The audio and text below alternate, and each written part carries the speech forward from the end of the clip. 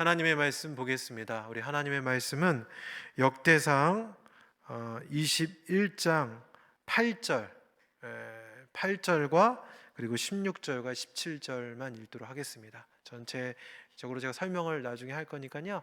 역대상 21장 8절 그리고 16절과 17절 이렇게 세 절의 말씀을 읽겠습니다.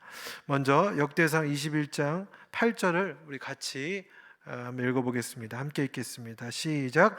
다윗이 하나님께 아뢰되 내가 이 일을 행함으로 큰 죄를 범하였나이다. 이제 간구하옵나니 종의 죄를 용서하여 주옵소서. 내가 심히 미련하게 행하였나이다 하니라. 16절과 17절입니다. 함께 읽겠습니다. 다윗이 눈을 들어 보매 여호와의 천사가 천지 사이에 섰고 칼을 빼어 손에 들고 예루살렘 하늘을 향하여 편지라. 다윗이 장로들과 더불어 굵은 배를 입고 얼굴을 땅에 대고 엎드려 하나님께 아뢰되 명령하여 백성을 계수하게 한 자가 내가 아니니이까 범죄하고 악을 행한 자는 곧 나이니이다. 이 양떼는 무엇을 행하였나이까? 청하건대 나의 하나님 여호와여 주의 손으로 나와 내 아버지 집을 치시고 주의 백성에게 재앙을 내리지 마옵소서 하니라. 아멘. 할렐루야. 아멘. 우리 한 주간 또 여러 모양으로 바쁘고 또 피곤한 가운데에도 이 금요 기도회를 사모함으로 나오신 우리 성도님들을 주님의 이름으로 축복하고 환영합니다. 귀한 자리에 오셨으니까 여러분들에게 피로를 말끔히 회복할 수 있는 방법을 알려드리겠습니다. 뭘까요? 자, 우리 손을 어떻게 될까요? 손을 하늘로 크게 뻗어서 할렐루야 외치는 겁니다. 우리 세 번 할렐루야로 하나님께 영광드리겠습니다. 할렐루야, 아멘. 할렐루야, 아멘. 할렐루야, 아멘. 하나님께 영광을 돌리겠습니다. 어떻습니까? 피로가 싹 풀리셨죠? 아멘. 우리 평상시에도 힘들고 피곤할 때 기지개를 쭉 펴면서 할렐루야를 외칠 수 있는 우리 성도님 되시길 바랍니다. 시작부터 또 퀴즈를 하나 내겠습니다. 여러분, 국가, 나라죠, 나라. 국가의 3요소가 무엇인지 아십니까? 시작부터 또 머리를 내가 너무 아프게 하는 것 같은데, 국가의 3요소. 중학교 시절을 생각하시면 나올 것 같은데요. 국가의 3요소는 영토, 국민, 주권입니다. 다시 영토, 국민, 주권. 이 세 가지 중에서 한 가지라도 빠져 있으면 그 나라는 국가로 인정되지 않습니다. 특별히 국가의 요소 중에서 인구는 참 중요한 부분이죠. 이제 국민은 참 중요한 내용인데, 여러분 현재 대한민국의 국민의 숫자가 어떻게 되냐면 2021년 10월 기준으로 5,100만 66만 2,290명입니다. 전 세계에서 우리나라의 인구의 숫자가 세계 순위로 보면 28위에 올라가 있습니다. 땅의 면적은 정말 작은 나라지만 국민의 숫자는 굉장히 많이 있어요.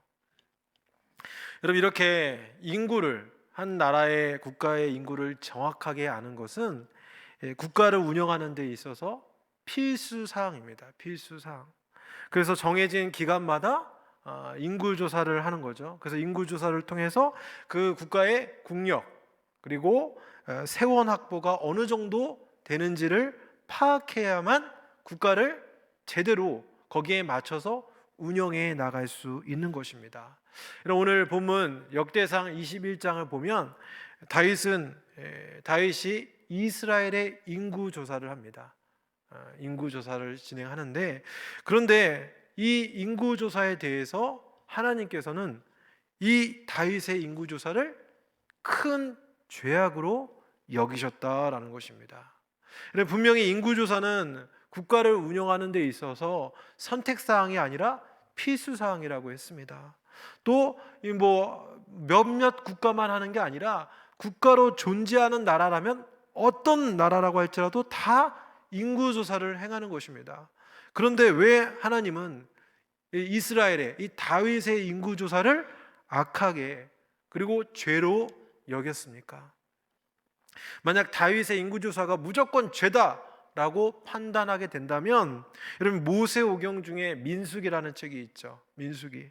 여러분 민수기도 그러면 인구조사가 죄라고 하면 이 민수기도라는 책 자체가 죄의 책입니다. 왜냐? 이 민수기라는 그 말의 뜻이 numbers, 숫자들이라는 뜻이에요. 그러니까 민수기 자체가 출애굽한 이스라엘 백성들의 인구조사를 기록한 책이기 때문에 그렇습니다.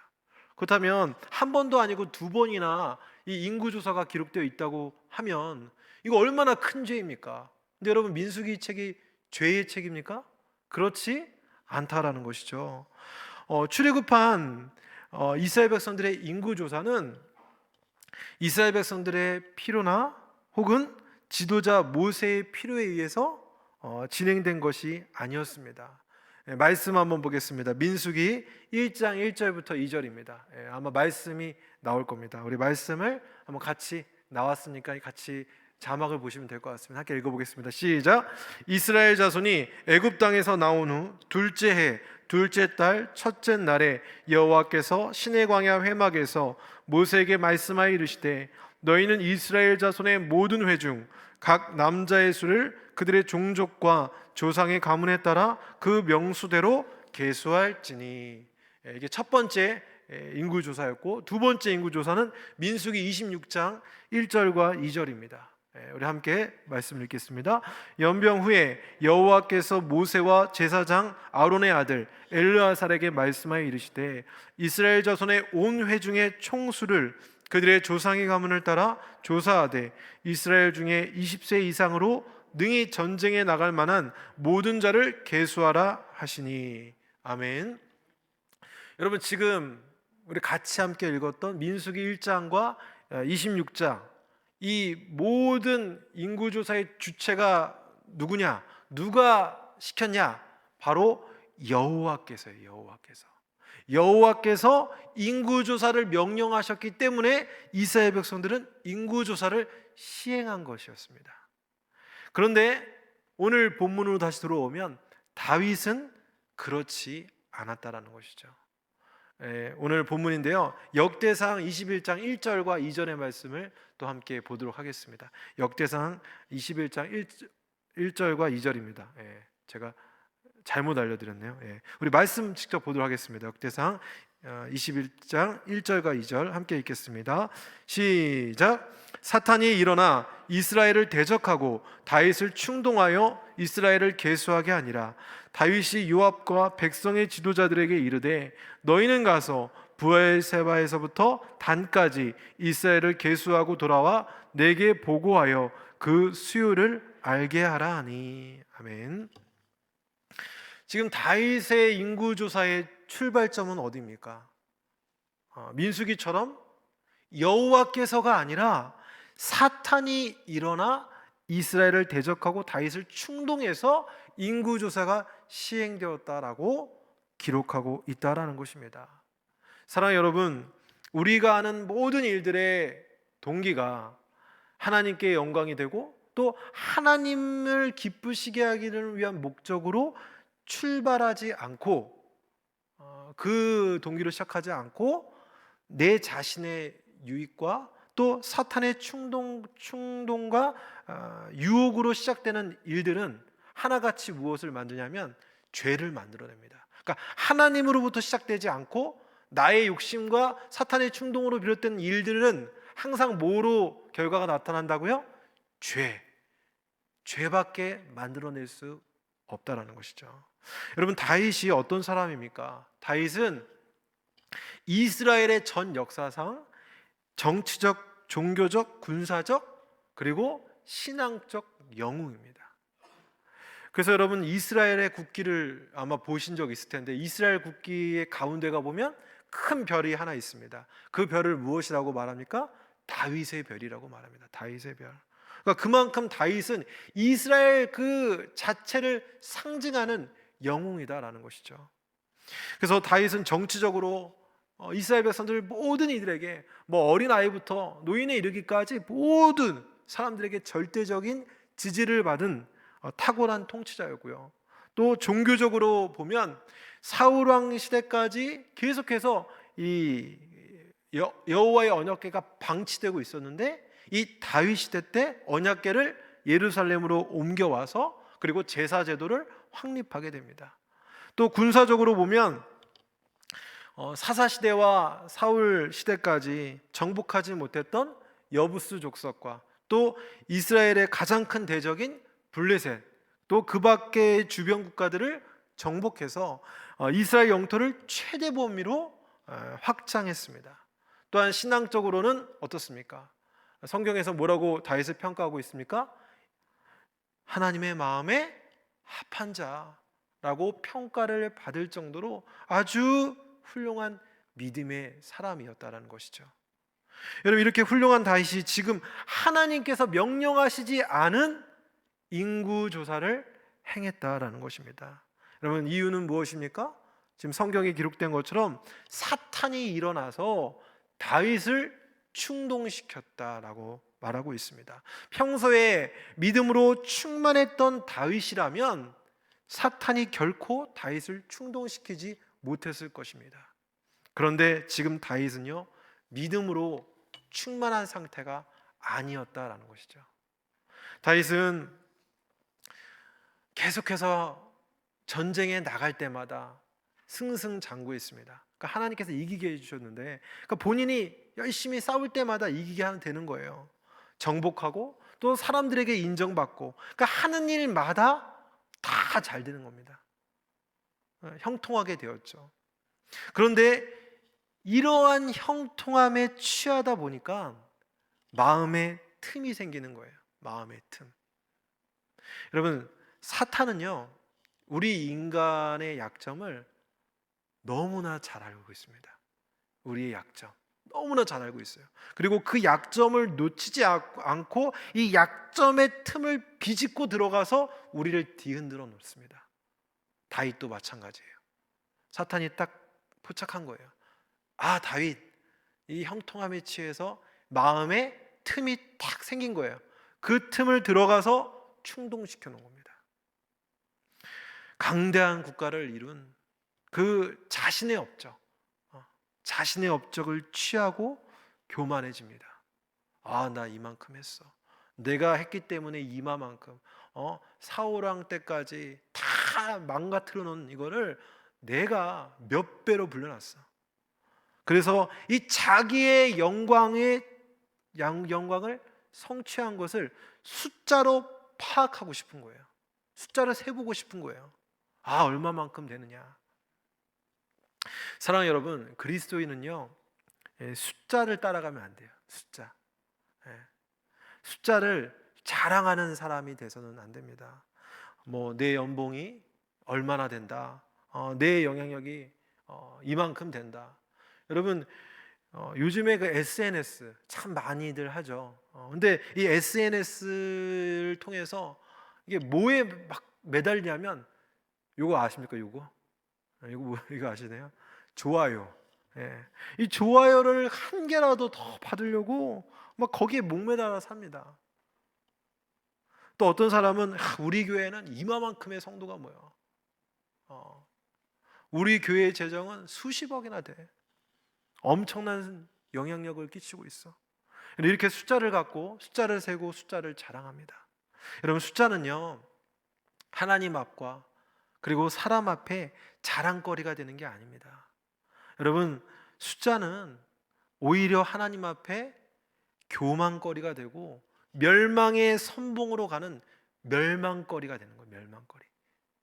숫자는 자랑거리가 아니라 멸망거리다 라는 것입니다. 여러분, 그리스도인의 자랑거리는 성경에서 딱 정해줬어요.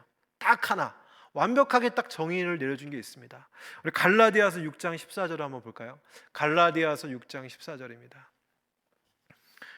우리 한번 말씀 보고 함께 읽겠습니다. 시작. 그러나 내게는 우리 주 예수 그리스도의 십자가 외에 결코 자랑할 것이 없으니 그리스도로 말미암아 세상이 나를 대하여 십자가에 못 박히고 내가 또한 세상을 대하여 그러하니라. 아멘. 그럼 무엇을 다윗은 자랑합니까? 주 예수 그리스도의 십자가 외에 결코 자랑할 것이 없다. 여러분, 우리의 자랑 무엇입니까? 날 구원하신 예수 그리스도, 그분의 십자가만을 자랑하셔야 됩니다. 어디서든 우리의 자랑은 뭐다? 십자가다. 예수 그리스도밖에 없다 라고 고백하며 나아가는 믿음의 백성들 되시길 바랍니다. 여러분, 다윗은 이렇게 사탄의 충동으로 말미암아 교만함에 취했고 자신의 영광을 확인하고 파서 숫자를 세고 숫자를 자랑하고자 인구조사를 시행하게 된 것입니다. 그래서 하나님은 그의 의도와 중심을 아시고 다윗의 인구조사를 죄라고 여기신 겁니다. 여러분, 우리 인생에 고난이 있죠. 고난은 너무 우리를 힘들게 합니다. 우리를 낙심케 합니다. 아프게 합니다. 그런데 여러분, 그렇기 때문에 우리는 고난의 때에 하나님을 더욱 붙잡고 하나님을 의지하는 기회가 되는 거예요. 그래서 이 고난 때문에 우리의 믿음이 성숙해지고, 이 고난 때문에 도리어 하나님과의 관계가 더욱 깊어지는 그런 은혜를 도리어 얻게 되는 것입니다. 그런데 반대로 이 성공, 그러니까 하나님으로부터 온 성공인데 이 성공에만 취한 거예요. 형통함에만 취하면 이상하게도 거기에서 잘 헤어나오지 못하는 것을 보게 됩니다. 그러니까 여러분, 형통을 취하면 형통을 주신 하나님을 자꾸 망각하려고 해요. 그러니까 그분을 찾지 않는다라는 거예요. 그러니까 한때는 교회를 굉장히 열심히 섬기던 사람이 형통하니까 도리어 교회를 떠납니다. 그래서 왜 교회를 안 나오십니까? 라고 물으면 너무 잘 돼서 바빠졌습니다. 그러니까 바빠지니까 더 또 잘 되게 해보려고 하니까 결국 교회에 나오지 못하게 됐습니다 라고 말합니다. 여러분, 이 사람은 차라리 잘 되지 않는 게 오히려 그에게 진정한 형통일 수도 있습니다. 여러분, 지금 이 다윗을 누가 형통하게 해줬습니까? 사무엘입니까? 요압입니까? 아니면 이스라엘 백성이 이 다윗을 형통하게 해줬습니까? 아니죠. 하나님께서 다윗을 형통케 하여 주셨습니다. 하나님께서 그와 함께 하셨기 때문에 어떤 대적도 다 이길 수 있었고, 하나님이 그와 함께 하셨기 때문에 어떤 위기에서도 벗어날 수 있었다라는 것입니다. 그런데 잘 되니까, 배부르고 등 따숩고 평화로우니까 하나님은 보이지 않고 자신의 내면, 죄악된 자신의 내면에만 집중하고 결국 인구조사라는 죄를 짓게 된 것입니다. 여러분, 또 심지어 평생을 정치적 이득에 따라 힘 있는 자를 선택했던 이 군대 장관 요압조차도 이 다윗의 인구조사를 반대했어요. 말씀 볼까요? 3절의 말씀입니다. 역대상 21장 3절의 말씀 한번 읽어보겠습니다. 함께 읽겠습니다. 요압이 아뢰되 여호와께서 그 백성을 지금보다 100배나 더하시기를 원하나이다. 내 주 왕이여, 이 백성이 다 내 주의 종이 아니니까 내 주께서 어찌하여 이 일을 명령하시나이까? 어찌하여 이스라엘이 범죄하게 하시나이까 하나. 요압은 말합니다. 왕이시여, 하나님께서 우리 이스라엘 백성들을 지금보다 100배나 더해 주실 것입니다. 그리고 이 백성들은 다윗 왕을 잘 따르고 있는데 왕이시여, 왜 이러십니까? 그것은 범죄하는 겁니다. 그런데도 다윗은 어떻게 합니까? 끝까지 인구조사를 고집하게 됩니다. 여러분, 교만한 사람의 특징은 한결같습니다. 어떻습니까? 귀를 막습니다. 듣지 않는다라는 거예요. 들려오지 않는다라는 겁니다. 귀를 틀어막고 오직 자신에 있는 내면, 그 욕심과 욕망에 갇혀 있어요. 소위 뭐라고 얘기합니까? 고집 피워요. 고집을 피웁니다.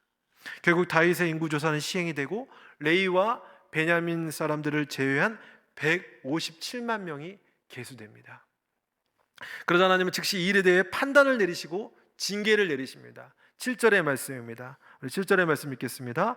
하나님이 이 일을 악하게 여기사 이스라엘을 치심해. 하나님께서 이 일에 대해서 악하다라고 평가를 내립니다. 근데 여러분, 지금 이 말씀 7절의 말씀을 보면 이상한 점을 발견할 수 있어요. 이상한 점. 뭐냐면 분명 여러분 죄는 누가 졌습니까? 다윗이 졌는데 지금 하나님께서 누구를 치십니까? 이스라엘을 치셔요. 한 명을 때려야 되는데 어떻게 합니까? 전체를 때려요. 그러면 왜 그렇습니까? 그 이유를 역대상 21장 1절에서 찾을 수 있습니다. 역대상 21장 1절 우리 한번 읽어보겠습니다. 사탄이 일어나 이스라엘을 대적하고 다윗을 충동하여 이스라엘을 계수하게 하니라. 여러분, 성경은 사탄이 다윗을 충동한 것뿐만 아니라 무엇이라고 말합니까? 이스라엘을 대적했다라고 표현하고 있어요. 이 말은 곧 다윗 한 사람뿐만이 아니라 이스라엘 전체가 하나님이 주신 그 국가의 그 형통함에 취해서 하나님을 잊어버리고 교만과 불순종으로 얼룩져 있었다라는 거예요. 그로 인하여서 그 결과가 다윗의 인구조사로 나타나게 된 거예요. 그래서 다윗의 행위 자체가 곧 이스라엘 백성들의 전체의 행위가 된 것입니다. 그래서 하나님께서는 다윗뿐만 아니라 이스라엘 전체를 징계하신 겁니다. 근데 여러분, 여기서 더 놀라운 사실은 뭐냐? 이 다윗은요, 이 인구조사라는 죄를 짓고 나서 즉시로 자신의 죄악을 깨달았다라는 거예요. 즉시로. 이게 중요하다라는 거죠. 여러분, 역대상 21장 8절의 말씀도 우리 한번 읽어보겠습니다. 8절입니다. 다윗이 하나님께 아뢰되 내가 이 일을 행함으로 큰 죄를 범하였나이다. 이제 간구하옵나니 종의 죄를 용서하여 주옵소서. 내가 심히 미련하게 행하였나이다 하니라. 아멘. 여러분, 우리가 분명히 알아야 될 것이 있는데 다윗은요, 정치적, 군사적, 종교적, 신앙적 여러분 훌륭한 왕이지만 결국 이 다윗도 완벽한 인간이 아니라, 의인이 아니라 무엇입니까? 죄인이라는 사실입니다. 다윗도 우리와 똑같이 죄인이죠. 또 우리 모두 다 죄인이고요. 여러분, 죄인인 우리가 할 수 있는 것은 최상의 방법, 죄인이 할 수 있는 최상의 방법은 사실 죄를 짓지 않는 건데, 여러분, 죄인인 우리가 죄를 안 지을 수 있습니까? 죄를 막 완벽하게 통제할 수 있습니까? 그렇지는 못하죠. 불가능한 일이죠. 하지만 여러분, 이 죄를 하나님 앞에 인정하고 회개하는 것은 가능합니다. 그러니까 죄를 완벽하게 안 짓겠다는 안 되지만 이 죄를 지었을 때 하나님 앞에 인정하고 회개하는 것은 가능하다라는 것입니다. 다윗은 지금 이 인구조사를 시행한 후에 자신의 죄를 인식하게 되었습니다. 하나님을 잠시 떠나 믿음이 떨어진 자신의 내면 안에 일어난 그 교만으로 인한 행동들이 선명하게, 그러니까 눈앞에 파노라마 딱 보이는 것처럼 선명하게 인식되었다라는 겁니다. 여러분, 회개란 무엇입니까? 회개란 하나님께로 돌이키는 거죠.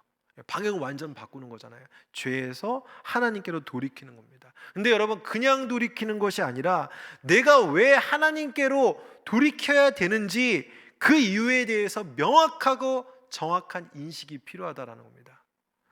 내가 하나님 앞에 얼마나 더럽고 추악하고 거짓된 존재인지, 나는 내가 하나님을 얼마나 대적하고 있는지, 하나님, 나는 이 죄악의 굴레에서 벗어날 수 없는 존재입니다.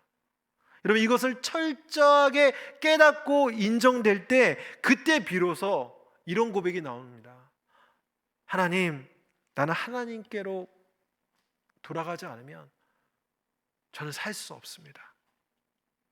하나님, 저는 하나님의 은혜가 필요합니다. 하나님, 용서를 구합니다. 하나님, 붙잡아 주십시오. 이렇게 회개가 가능해진다는 것입니다. 여러분, 다윗은요, 한 번의 회개로 끝나지 않습니다. 여러분, 이후에 하나님의 심판인 전염병이 이스라엘 전역에 진행이 되어서 7만 명의 이스라엘 백성들이 죽게 됩니다. 그러니까 막 시체가 그냥 곳곳에 막 쌓아져 있는 거겠죠. 근데 그것을 보고 다윗이 또다시 철저하게 회개의 고백을 하게 됩니다. 역대상 21장 16절과 17절입니다. 우리 말씀 함께 같이 읽어보겠습니다. 역대상 21장 16절과 17절. 다윗이 눈을 들어 보매 여호와의 천사가 천지 사이에 섰고 칼을 빼어 손에 들고 예루살렘 하늘을 향하여 편지라. 다윗이 장로들과 더불어 굵은 배를 입고 얼굴을 땅에 대고 엎드려 하나님께 아뢰되 명령하여 백성을 계수하게 한 자가 내가 아니니이까. 범죄하고 악을 행한 자는 곧 나이니이다. 이 양떼는 무엇을 행하였나이까. 청하건대 나의 하나님 여호와여, 주의 손으로 나와 내 아버지의 집을 치시고 주의 백성에게 재앙을 내리지 마옵소서 하니라. 아멘. 여러분, 다윗은 고백합니다. 하나님, 모든 죄는 내가 했습니다. 내가 죄인입니다. 그러니 나와 내 아버지의 집을 치시고 백성들에게는 더 이상 재앙을 내리지 마십시오. 철저한 회개와 용서를 하나님 앞에 구합니다. 그리고 이 이후에 보면 오르난의 타작마당을 구입해서 번제와 화목 제사를 하나님 앞에 드림으로써 무시무시한 이 징계는 멈추게 됩니다. 여러분, 그렇습니다. 죄인인 우리가 살 길은 무엇입니까? 죄인인 우리가 살 길은 오직 하나입니다. 바로 하나님 앞에 무릎 꿇는 겁니다. 오직 하나님 앞에 무릎 꿇고 회개하는 그 방법 외엔 그 어떤 것도 우리가 살 수 있는 방법은 없다라는 것입니다. 하나님께 용서와 긍휼을 구할 때, 그때 비로소 은혜를 받게 되는 것입니다. 그래서 여러분, 회개의 끝은 무엇일까요? 해피엔딩입니다. 해피엔딩. 회개의 끝은 해피엔딩이다. 여러분, 다윗이 지금 제사를 드린 이곳, 이 오르난의 타작마당은 이후에 하나님의 영광이 머무는 성전의 터가 됩니다. 우리 역대하 3장 1절의 말씀 한번 보겠습니다. 우리 말씀 띄워주시기 바랍니다. 역대하 3장 1절의 말씀, 우리 함께 말씀 보도록 하겠습니다. 안 띄워주면 우리가 읽도록 하겠습니다. 찾아서 역대하 3장 1절의 말씀입니다. 함께 읽겠습니다. 솔로몬이 예루살렘 모리아산에 여호와의 전 건축하기를 시작하니 그곳은 전에 여호와께서 그의 아버지 다윗에게 나타나신 곳이요 여부스 사람 오르난의 타작마당에 다윗이 정한 곳이라. 아멘. 자, 여러분, 하나님의 진노와 형벌의 장소가 되어 했던 오르난의 이 타작마당이, 그곳에서 다윗이 회개하고 또 하나님께 드려진 제사를 통해서 하나님의 임재와 은혜를 상징하는 성전의 터가 되었다라는 것입니다. 여러분, 그와 마찬가지로 진노와 형벌을 받아야 될 이 마땅한 죄인인 우리가 예수 그리스도의 십자가의 보혈의 피를 의지하고 회개하게 되면 그 자리에서 우리는 하나님의 은혜로 말미암아 거룩한 백성, 하나님의 자녀가 된다라는 것이죠. 우리는 그리스도의 십자가의 은혜 없이는 하나님 앞에 나올 수가 없습니다. 십자가 없이는 하나님께로 돌이킬 수도 없는 존재입니다. 여러분, 회개는 우리 그리스도인이 일평생 실천해야 될 신앙의 근본입니다. 사도 바울도 얘기하잖아요. 나는 날마다 죽노라. 왜 죽습니까? 나의 죄. 하나님 앞에 날마다 회개하며 나가는 거예요. 여러분, 우리 예수님께서는 공생애를 시작하면서 외치신 말씀이 무엇입니까? 회개하라. 천국이 가까이 왔다. 또한 구약의 선지자들이 한결같이 이 이스라엘 백성들을 향해서 외친 게 무엇입니까? 회개하라. 하나님께로 돌이켜라. 라는 말이에요. 여러분, 뿐만 아니라 종교개혁자 마틴 루터 잘 아시죠? 이 마틴 루터가 그 종교개혁의 도화선을 붙였던 이 비텐베르크 성당 그에 붙여놓은 뭡니까? 그 95개조 반박문. 여러분 거기에 1조가 무엇인지 압니까? 그 1조, 제1조에도 회개를 말합니다. 회개를. 제1조, 우리의 주이시고 스승이신 예수 그리스도가 너희는 회개하라고 이를 때 이것은 신자의 전생애가 회개하는 것이기를 바라는 것이다. 종교개혁의 첫 번째는 무엇입니까? 회개예요. 회개. 여러분 고 하영조 목사님을 아마 아실 겁니다. 고 하영조 목사님이 회개에 대해서 이렇게 말했습니다. 회개의 깊이가 바로 신앙의 깊이입니다. 마음 깊은 곳에 숨어있는 뼈와 살 속에 박혀있는 무서운 죄악들을 하나씩 끄집어내지 않고 단지 몇 마디로 끝내버린 데서 그쳐버리면 우리 인생에 찾아오는 고난과 역경을 견뎌낼 힘이 없습니다. 그저 불평하고 쉽게 하나님을 원망합니다. 현대 그리스도인들의 피상적인 신앙, 냄비처럼 빨리 뜨거워졌다가 빨리 식는 믿음은 깊은 회개가 없기 때문입니다. 여러분 어떻습니까? 우리의 마음을 찌르지 않습니까? 여러분 우리는 교회에서 또 말씀 강단을 통해서 회개하라, 회개하셔야 됩니다 라는 메시지를 들으면 또 그 얘기야. 지난번에도 했는데, 아니 2주 전에도 했는데,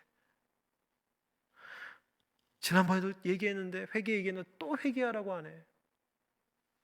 그러다가 어쩔 수 없이 억지로 끌어내는 회개, 회개의 신용. 여러분 그러니까 어떻게 됩니까? 변화가 없는 것입니다. 하나님 앞에 내가 깨어지지가 않는 거예요. 항상 그냥 그대로 나아가는 것입니다. 신앙의 깊이가 없다라는 것이죠. 여러분 다윗의 시편을 보십시오.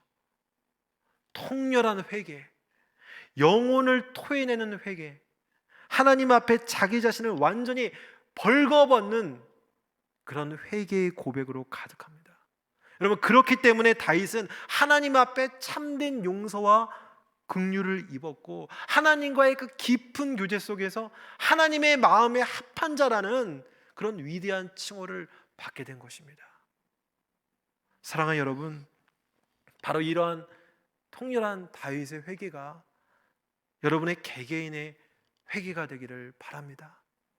아직도 우리 내면에 있는 교만과 이기, 질투, 시기, 미움, 불순종, 분노, 게으름, 그리고 우리의 손과 발로 실행하는 수많은 죄악들, 더 이상 피상적으로 억지로 회개하는 것이 아니라 그냥 거짓된 회개, 가면 쓴 회개가 아니라 그리스도의 십자가, 그 피 묻은 십자가를 붙잡고 우리 안에 계시는 그 성령, 그 성령으로 충만케 하사 우리의 죄를 직면하게 하셔서 통렬한 회개의 영을 허락하여 주시옵소서. 여러분 우리 이 시간 함께 말씀을 붙잡고 기도할 때 여러분 하나님 나의 내면 안에 있는 이 죄악들 여러분 고백하시길 바랍니다. 나의 손으로 나의 발로 지은 이 죄악들 하나님 성령께서 깨닫게 해주셔서 나의 그 죄악을 선명하게 바라보고 인식할 수 있도록 도와주십시오. 그리고 하나님 앞에 용서를 구하고 하나님 긍휼을 베풀어 주십시오. 하나님 앞에 나아갑니다. 하나님 은혜를 베풀어 주십시오. 우리 이 시간 다 같이 주여 한번 외치시면서 우리 함께 말씀을 기억하며 기도하겠습니다. 주여!